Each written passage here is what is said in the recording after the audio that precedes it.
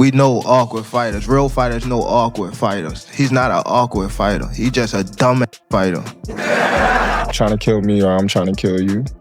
You know, I think let's go in here and make this money.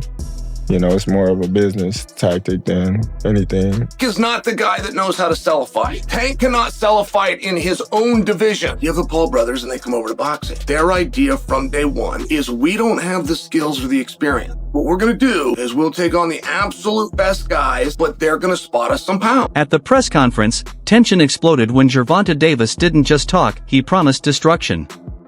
With fire in his eyes, he warned Jake Paul that this fight won't go the distance. Davis is here to knock him out, take the bag, and leave no questions behind. He's a fighter that's just started fighting. That's, you know how when somebody first come in the gym and yeah. When somebody first come in the gym and they've been coming for like a little minute, so they think they nice now. They ain't get all the everything down pat, but that's how he fight. I don't think he's an awkward fighter. Awkward is somebody, I don't want to call them names, but awkward is different from him. He's not awkward.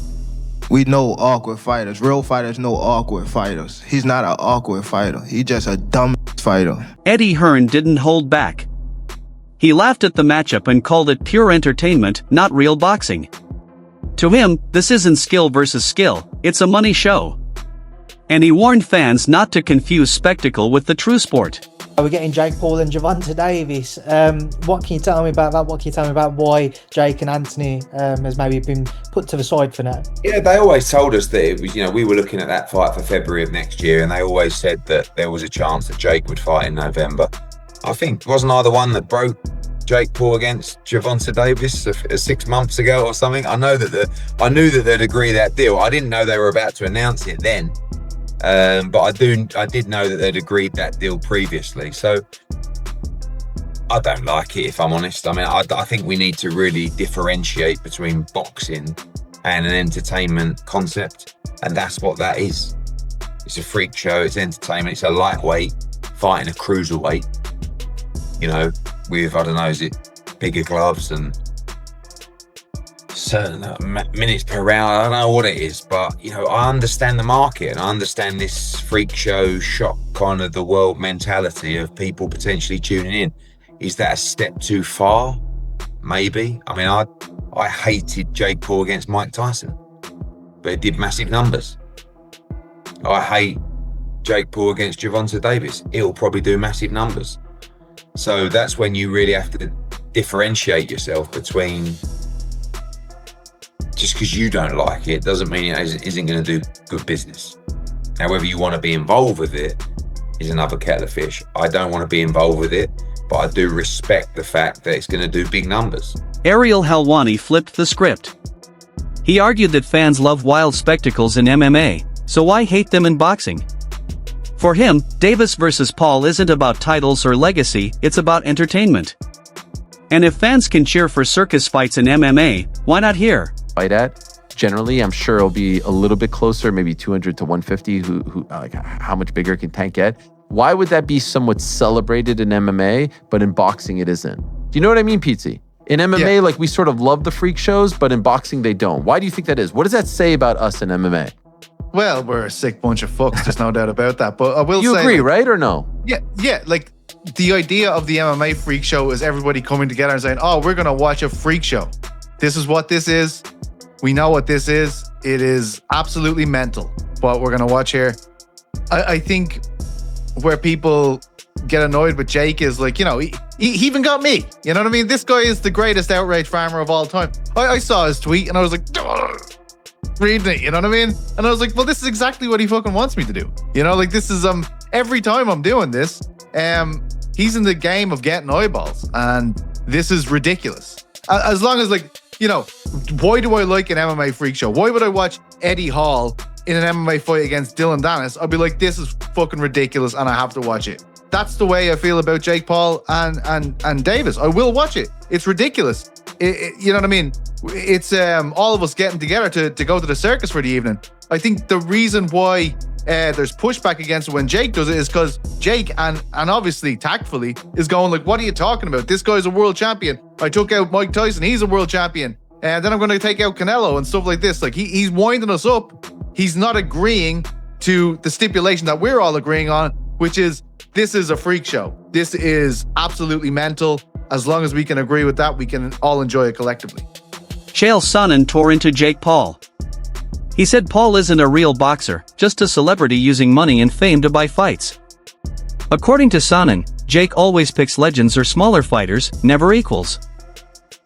To him, this isn't boxing, it's business. Tank is not the guy that knows how to sell a fight. Tank cannot sell a fight in his own division. You have the Paul brothers and they come over to boxing. Their idea from day one is we don't have the skills or the experience. What we're going to do is we'll take on the absolute best guys, but they're going to spot us some pounds. Tank has one job to do, that it doesn't make any difference, that boxing is a real sport. My skills versus your skill, of which I am an abundance of and of which you have none of. Tank is telling anybody that will listen that there's a size problem. My skills and my experience in boxing, I do not have to wonder who's in the bar tonight. Any bar I go to, I rule the bar. No, it turns out that you don't. Just need some big guy to corner you, apparently. Boxing has never stood its ground. Boxing has never been able to explain why Floyd needed a half hour to get rid of a guy who's never boxed before. Hank Davis has already began this. When you choose a dum-dum, don't be surprised when he goes out and acts like a dum-dum. The size gap is the elephant in the room. Davis is a lightweight. Paul? Nearly a cruiserweight. Critics say no matter who wins, Jake Paul comes out on top. And whispers grow louder, is this fight already fixed? He should beat Jake Paul, shouldn't he? No, he shouldn't. You don't think... Sorry, so... I thought we were all unanimous here. Do you think that Jake Paul beats Gervonta Davis? 70 pounds is 70 pounds. Gervonta Davis is very small. 5'5". He's tiny, bro. 5'5". That's You what I'm saying. Jake Paul He's a little 6'1". man. If Jake Paul's tucking up move on and absorbing punishment for walking forward, and look, there's a way to run it. Ryan Garcia compared this fight to Tyson's old exhibitions, fights nobody asked for, but still happened. He admitted fans don't want Davis versus Paul, yet the money machine keeps rolling. And with Paul's size advantage, Garcia says it's unfair from the start. Bro, that's a fucking disgrace of a fight. Yeah. You know it. Just like Mike Tyson, low-key was a disgrace, but we accepted it, but yeah, he was 60 years old. I mean, the casuals don't see the weight difference. They see Jake Paul and Gervonta Davis. Yeah. And if Gervonta Davis doesn't fuck up Jake Paul, they're going to think Jake Paul is some pound-for-pound champion type of fighter. Yeah. Gervonta Davis, he's actually really small. Like, when I fought him, he's small. Yeah. So I just think it's a very unfair fight. Jake Paul did what he does best, stir drama. This time, he smashed a cake shaped like Gervonta Davis, mocking him for the cameras. Fans went wild online, but inside the ring it won't be a joke.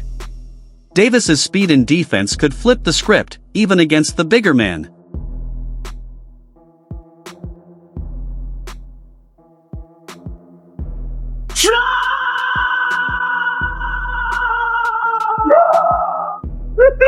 Even Terrence Crawford isn't buying it. He scoffed at putting a 195-pounder against a 135-pounder. To him, this isn't boxing, it's business. His words echo what many pros think. This fight is spectacle, not sport. So crazy, why is Gervonta Davis fighting a guy that big? There is some interest to that because you're not going to see Gervonta Davis. You're going to be able to see Gervonta Davis's feet. That's what I'm going to be interested to see because I don't think Gervonta's going to jump out there and try to run up into Jake Paul and try to knock Jake Paul out. What I think Gervonta is going to do is Gervonta is going to move his feet, just going to move, make Jake Paul miss a lot, make Jake Paul look really dumb just by using defense on him and making him swing at the wind because that is going to be very tough for him to hit a guy that is that little. If you play basketball, for example, and you are a tall 6'1" guy and you try to stand in front of some 5'8", real quick 5'8" guy, trust me, their first steps are going up out of there, those little teeny weeny dudes. So That's going to be very fun and interesting to watch how that goes down. Now, on the other side, you know what Jake Paul's going to do. He don't have no consciousness. He doesn't have a conscience about what he's trying to do. He's going to go in there try to hurt a 60-year-old Mike Tyson. He don't care. He wanted to Nate. He's way bigger than Nate Jones when he fought Nate Jones. You think he didn't care about hitting Nate Jones upside the head? He's definitely going to be looking to try to get as much as he can get off on Gervonta Davis, and I see him trying to run up on him, trying to maul him, trying to grab him, trying to club him, trying to do all kind of craziness, man. And it's going to be interesting. It's going to be an interesting thing to watch. Now, let me tell you what I really hope, and I haven't seen for this particular card, but I know that I know it's going to be good, which is the undercard. The undercard for the Canelo Alvarez fight and Terrence Crawford fight is absolutely horrendous. There's nothing on the thing that would make you want to watch to tune into that thing. Ferocious.